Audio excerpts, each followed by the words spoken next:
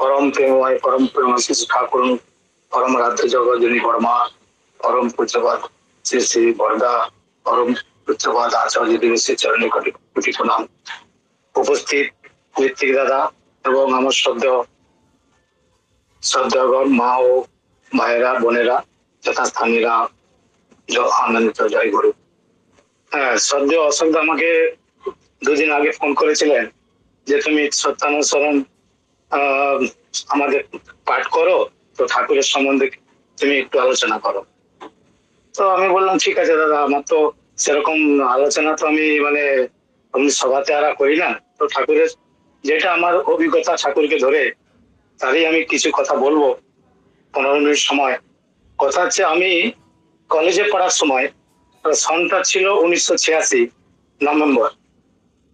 হঠাৎ কলেজে আমার মেদিনীপুর কলেজে আমি পড়াশোনা করেছি, তো আমার ক্লাস ফ্রেন্ডের আমার ক্লাস ফ্রেন্ড ছিল একটা।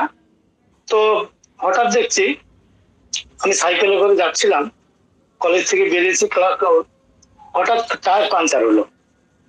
তখন টায়ার পাঞ্চারটা হলো ওই ছেলেটা কাছেই হলো, ও গুরু ভাই ছিল। আমি তো ঠাকুরকে জানি না এবং মন্দিরও জানি না, ঠাকুরের সম্বন্ধে কিছু আমার জানা ছিল না। এটা সন হচ্ছে 1986 নভেম্বর। তো হঠাৎ পাঞ্চার হলো, কথা হলো, বলে ভাই আরে কি হলো আমার টায়ার পাঞ্চার হয়ে গেল। বলে চলো আমাদের মন্দিরের সামনে সাইকেল দোকানের কাছে ঠিক করে নেবো। আমি কি মন্দির ভাই? বলে চলো না, আমার সৎসঙ্গ মন্দির আছে। আমার মনটা খুব সৎসঙ্গ শুনতে, সৎসঙ্গ মন্দির বলতে আমার খুব আনন্দিত হলো, মনের থেকে একটা শিহরণ জাগলো যে ঠিক আছে দেখবো। গেলাম, হেঁটে হেঁটে যেতে যেতে কথা হলো, গিয়ে কিছুক্ষণের রাস্তায় ছিল সামনাসামনি, 2-5 মিনিট কথা বলতে বলতে আসলো।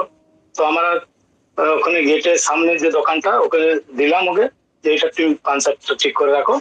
আমাকে নিয়ে গেল ভিতরে।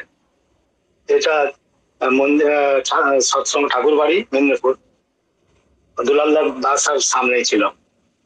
তো গেল, সেদিনে দুলালদাও ছিলেন, সদ্য দুলালদাও তিনি ছিলেন সেদিনে। তো আমি তো চিনতাম না, জানতাম না, মন্দিরও দেখিনি। ও চারদিকে ঘোরালো, আমাকে এত সুন্দর লাগলো চারদিকে, পরিবেশটা দেখে যে এরকম কোথাও দেখিনি। একটা হয় না সৎসঙ্গের পরিবেশ আলাদা হয়। বিভিন্ন মন্দিরে বা যেখানে যাই না কেন, সৎসঙ্গে তার একটা আকর্ষণ থাকে এবং যারা নতুন লোক তাদেরও আকর্ষণ করে ওই জায়গাটায়। ঠাকুরের লীলাভূমি তো, ঠাকুর পরিবারের লোকের আসা যাওয়া, তো সেখানে তার একটা আলাদা থাকে। পরে জেনেছি ওখানে আচার্য গিয়েছিলেন বরদা এবং অনেকে গেছেন। তো আমার মনটা এমনই জাগলো যে কি হবে, এবং ওই ভাইটা বললো তুমি চলো ভাই। তারপর আলোচনা করলো যে এরকম ব্যাপার, এখানে আমার জায়গাটা এত ভালো লাগলো যে আমি থাকবো এখানে। হঠাৎ মন থেকে বেরোলো, বলে ভাই এখানে তো যারা দীক্ষিত তারাই থাকতে পারে, এবং আলোচনা করলো, যাজন করলো আমাকে। তো আমার মনটা এত ভরলো যে ঠাকুরের দীক্ষা নিতে গেলে কি করতে হবে। বলে ভাই এই সব নিয়ম আছে, তুমি আস্তে আস্তে জানবে। তো তবে এই করতে করতে আধা 1 ঘন্টা হয়ে গেল, আমার খুব ভালো লাগলো। তো আমার কি হলো, ওই দিনে দীক্ষা, দেখেন আমি এত করে ভালো করে ছেলেটাকে চিনতাম না, কোথায় থাকে চিনতাম না। হঠাৎ একটা টায়ার পাঞ্চার হলো, ঠাকুরের কত একটা দেখেন, ঠাকুরের দীক্ষা পাবো, আমার পাপ তো ছিল ঠাকুরের দীক্ষাটা। হঠাৎ পাঞ্চার হলো, গেলাম একবারে মন্দিরের পরিবেশ দেখে আমি খুব মুগ্ধ হলাম। তারপরে দীক্ষার ব্যবস্থা করলো, এবং তখন তো পয়সা টয়সা কম থাকতো, ওই 1986 এর ব্যাপার, 2 টাকা 5 টাকাই থাকতো, বেশি তো থাকতো না। তাই দীক্ষা আমার ব্যবস্থা করলো দাদা, এবং 10-15 টাকা যাই ছিল ওইটা দিয়ে আমার দীক্ষা হলো। তো শ্রদ্ধেয় দুলালদা ওখানে ছিলেন তখন, কিন্তু কিছুক্ষণ আগেই বেরিয়ে গেছেন। তো উনি বললেন ঠিক আছে। ওনার ভাই গৌরকান্তি মজুমদার বলে তুমি বাসাতে নিয়ে যাও, কেউ বললো তুমি বাসাতে চলে যাও। ঋত্বিক তখন মন্দিরে ছিল না, বলে ওনার ভাই এখন মন্দিরে আসে। শ্রদ্ধেয় দুলালদা বেরিয়ে গেছেন, তো উনি সামনেই বাড়ি, আশাটা নিয়ে গেলেন, এবং এখানে দীক্ষার আলোচনা আয়োজন হলো, আমি দীক্ষা হয়ে গেল আমার। তো 26 নভেম্বর 1986। তারপরে কিছুদিন পর যেখানে বাসা বাড়িতে আমি থাকতাম, আমার একটু বাড়িটা একটু গ্রামাঞ্চলে আর কি, মানে মেদিনীপুর থেকে 12 কিলোমিটার, তো আমি টাউনেই থাকতাম, পড়াশোনা করতাম। তো ওখানে কি হলো, আচানক আমাকে বললো যে এটা খালি করতে হবে। তখন আমি কি করব, ওই বৈন্দ্যটাকে বললাম, ভাই মন্দিরে থাকা যায় কিনা। বলে দেখো, মন্দিরে তুমি থাকতে পারবে, কিন্তু মন্দিরে টুকটাক কাজকর্ম এইসব করতে হবে, আনাজ এনে দেওয়া বা ফুল গাছে জল টল দেওয়া, একটু সেবা একটু করতে হবে। আমি তো গ্রামের ছেলে, আমি বল যা, যেটা কাজ দিবে আমি হাসি মুখে করবো। বলে তুমি তাহলে কবে আসবে? আমি বললাম 1-2 দিন পরেই আসবো। তারপরে 1-2 দিন পরে মন্দিরে চলে আসলাম, এবং সকাল সন্ধ্যা প্রার্থনা, মানে সে একটা মনের মধ্যে এত জন্মালো। আমি তখনই ঘরে গেছি কিছুদিন পর, তখন প্রথমেই আমি মাছ মাংস সব মানে বন্ধ করেছি। সে সবে মাত্র দীক্ষা হয়েছে 2-3 মাস। বলছে এখন থেকে তুই মাছ মাংস খাবি না। আর কি হবে, কিসের দীক্ষা হয়েছে, ঘরের লোক তারাও জানে না।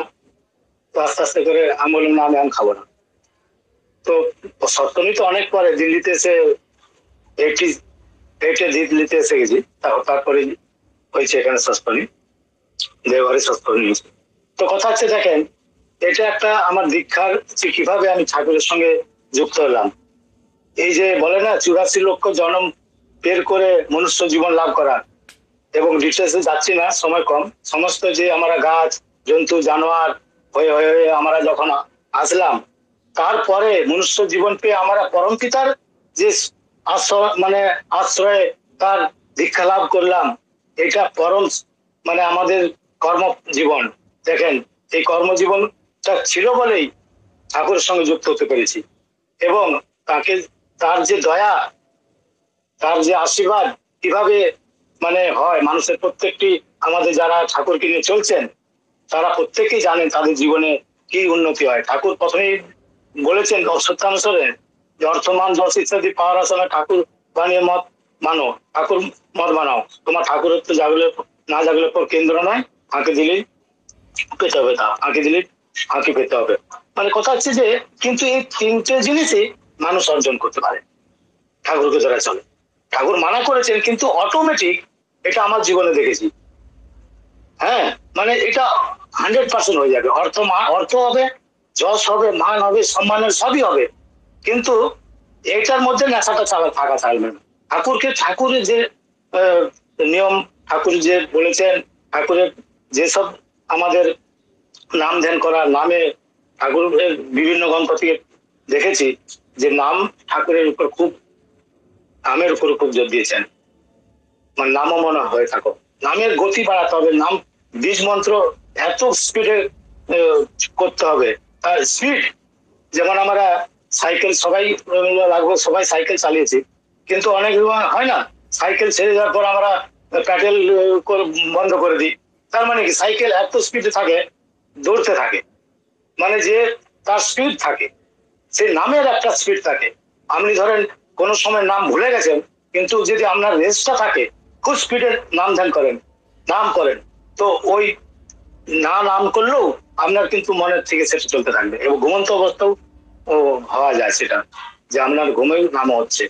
কেন? তার একটা রেস থাকে, তো তার একটা ক্রিয়া থাকে, সেই এত স্পিডে করতে হয় নাম, বীজ মন্ত্র। রাস্তায় চলা ফেরা সব কাজ করার সময়, এটা আমি জীবনে প্র্যাকটিস করে দেখেছি, যে অনেক সময়, এবং রাত্রে ঘুম ভেঙে যায় তো কোনো সময়, তখন বুঝতে পারি যে কোনো মানুষ যদি ঠাকুরের নাম ধ্যান বেশি করে, এবং সে তার ঘুমন্ত অবস্থাও সে হঠাৎ বুঝতে পারে যে এটা কি হচ্ছে, এবং এটা অদ্ভুত ব্যাপার। আরেকটা ঘটনা আমি বলছি জীবনে, আমার জীবনে এবং ঠাকুরকে জীবনে তো সবারই উপলব্ধি আছে। একটা আমি বলছি, 2011 দিল্লিতে, আমি তখন গভর্নমেন্টে সার্ভিস করি। গভর্নমেন্ট সার্ভিস থেকে রিটায়ারমেন্ট করে আমি প্রাইভেট কোম্পানিতে ভলেন্টারি রিটায়ারমেন্ট নিয়ে আমি প্রাইভেট কোম্পানিতে জয়েন করেছি, এখন আমার প্রাইভেট কোম্পানি। তো একটা ঘটনা, আমার ছোট্ট ঘটনা। একদিন রাত্রি হয়ে গেছে, আমি থাকি এখানে দিল্লিতে, আমার জব হচ্ছে গুরুগ্রাম।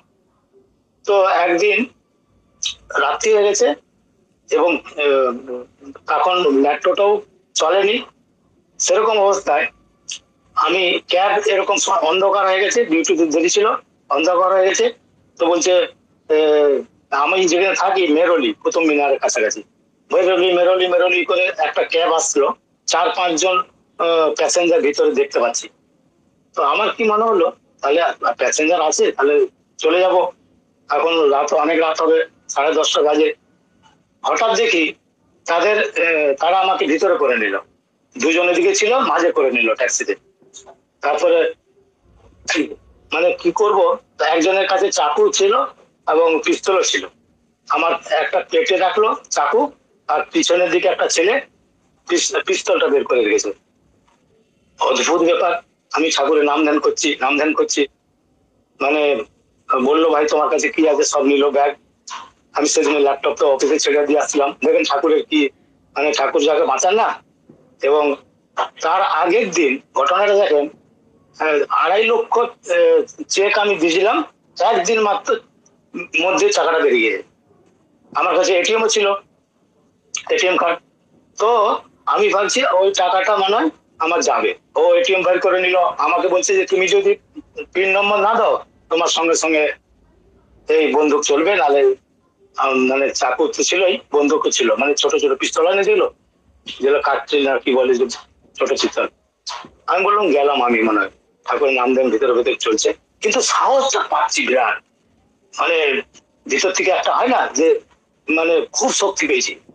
সেটার জন্যই ও পিন নম্বরে নিল। তো আমার কাছে ও মোবাইল নিয়ে নিল। তারপরে আমার পকেট থেকে, পাশ থেকে আরো 2-3টা কার্ড ছিল, ওগুলো সব, একটাই চালু কার্ড ছিল, যেটা বের করলো ওরা পয়সা, বলে আমরা 2,000 টাকা বের করবো। আর একটা এটিএম এর কাছে, সেন্টারের কাছে নিয়ে যেয়ে, অন্ধকার, 11:15 হবে, 10:30টার সময় নিয়ে। তো আমি ভয়ে, মানে মনের থেকে জোর পাচ্ছি এটাই। তখন ও, আমার হঠাৎ কি হলো, ও 18,000 টাকা বের করেছে। পরে মানে যখন ঘরে বাড়িতে এসে বের করেছে, তারপরে আমাকে একটা অন্ধকার জায়গায় ছেড়ে দিয়েছে, বলে চুপচাপ চালা যা। আমি তো ঘরে এসেছি, আমার পেটের মধ্যে একটু চাকু রেখেছিল, তার মধ্যে একটু সামান্য যন্ত্রণা হচ্ছিল, পেন হচ্ছিল। ঘরে আসলাম, বলে কি হলো, আমার মিস্ত্রি জিজ্ঞেস করছে, মনটা একটু শুকা শুকা লাগছে, কি হলো? আমি বললাম কিছু নয়, জল দাও। জল খেলাম, তারপরে বসে ঘটনাটা বললাম। আর একটা অদ্ভুত কথা দেখেন, আমার ব্যালেন্স কিন্তু 18,000 ছিল। তার, এটা অদ্ভুত ব্যাপার, আমি এত বছর সার্ভিস করেছি, 35 বছর সার্ভিস করেছি গভর্নমেন্ট এবং প্রাইভেটে। কোনো সময় আমি দেখিনি কাকু চেক দিয়ে, মানে 2 দিন তো নেয়। আমার অদ্ভুত, কাকু চেক দিয়েছিলাম, কোনো বাড়ি বাড়ি ব্যাপার ছিল, তো চেকটা ওই দিনে চলে গেছে, তার আগের দিনই কেটে চলে গেছে। আমি ভাবলাম আমার 2.5 লক্ষ টাকা তো 2,60,70,000 এরকম মতো ছিল। তো আমার দেখলাম যে, ঘরে এসে দেখলাম নেট ব্যাংকিং খুলে দেখলাম 2.5 লক্ষ টাকা চেকটা তো তার আগের দিন পাশে চলে গেছে। আর 18,000 টাকা ছিল ব্যালেন্সে, ও 16,000 টাকা বের করেছে, 2,000 টাকা রেখে দিয়েছিল। তারপরে আমাকে হাতে আরো ক্যাশ ছিল কিছু পার্সে, ওরা ওগুলো নিল, আর 100 টাকা আমাকে খালি দিল, বলে যাও तुम घर चले जाओ, হ্যাঁ, কিছু থানা মানা কুছ মত যাও। তো দেখেন জীবনে এই ছোট্ট ঘটনাটা, তার আরো 2-1টা আছে, কিন্তু আমি বাড়াতে চাই না। তো একটা, মানে নামের জোরে কি না হয়, সেই জন্য আর একটা ছোট্ট 5 মিনিট নেব। দাদা সময় আছে? দাদা আর 2 মিনিট, 2 মিনিট। হ্যাঁ 2 মিনিট, ঠিক আছে। তো আরো একটা ঘটনা ছিল।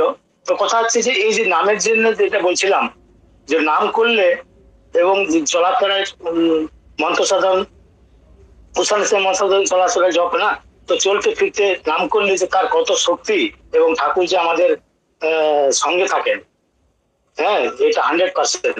এবং প্রত্যেকটি যারাই ঠাকুরের সঙ্গে চলছেন, ঠাকুরকে নিয়ে চলছেন, তারা দৈনন্দিন সেটা উপলব্ধি করতে পারছেন। এবং তাদের এটা দৈনন্দিন জীবনের খেলা। আর একটা কথা কি, আচার্যদেবের এতে আমি শুনছিলাম যে, আমরা কোনো কিছু, আমরা ঠাকুরকে কাছে প্রার্থনা করি না, আমাদের কিছু বিপদ হলো বা কিছু হলো, তো ঠাকুরের কাছে নিজের জন্য কিছু চাটা ঠিক নয়। ও তাতে কি হয়, আমি জীবনে দেখেছি, তাতে আপনি কিন্তু লস করবেন। মানে আপনি স্বর্ণ পেতেন, কিন্তু আপনি রূপো পাচ্ছেন, তাহলে আপনার তো লস। স্বর্ণ দাম কত, আর একটা রূপোর কয়েন পাচ্ছেন, আর একটা স্বর্ণ কয়েন ঠাকুর দেওয়ার জন্য আপনাকে রেডি রেখেছে।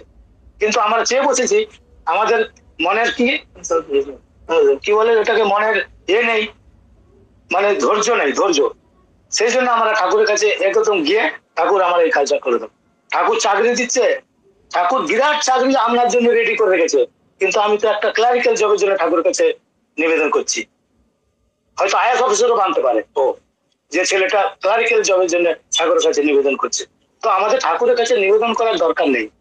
আর নিবেদন করলে কি হয় না, আমরা রস খাবো, আমরা নিজেদের জীবনে যেটা হওয়ার কথা সেখান থেকে বঞ্চিত হবো। এবং এটা অনেকের দেখা গেছে, এবং আমি অনেকের সঙ্গে গুরু ভাইদের আলোচনা করেছি, সে সে তখন বুঝে না তো, মানুষ, আমরা তো হিউম্যান বিইং এর, আমরা তো সেটা বুঝি না। ঠাকুরের কাছে এই জন্য পেয়ে যাই, আমরা কাছে যেটা আছে সেটাই চেয়ে নিই। কিন্তু ঠাকুরের আপনার জন্য মূল্যবান সম্পদ ধরে রেখেছেন আপনাকে দিবার জন্য। আমাদের সেই বুদ্ধিটা কম, সেই বুদ্ধিটা মানে ধৈর্য ধরতে হবে, এবং ঠাকুর দিবেন। ঠাকুর সবাইকে, ঠাকুর মানে কাকু এমন নয় যে তিনি বলছেন না ক্ষমতা দিতে পারেন। সত্যানুষ্ঠানে লেখা আছে না, তোমার মধ্যে এত শক্তি অর্জন করতে পারো, সূর্য চন্দ্রকে কচ্ছিত করতে পারো। মানে এটা বিরাট, এটা কে বলতে পারেন? মানে ঠাকুরের সবাই শক্তিমান, ঠাকুরের যারাই আমার ঠাকুরকে নিয়ে চলছি সবারই মধ্যে শক্তি মানে অর্জন হয়েছে। যাক, টাইম আমার সমাপ্তি। আমি আরো অন্য একদিন এসে এক দুটো ঠাকুরের কথাই শোনাবো, যেটা আমি ভেবে রেখেছিলাম, কিন্তু সময় কম। জয় গুরু দাদা, সব ভালো থাকবেন। জয় গুরু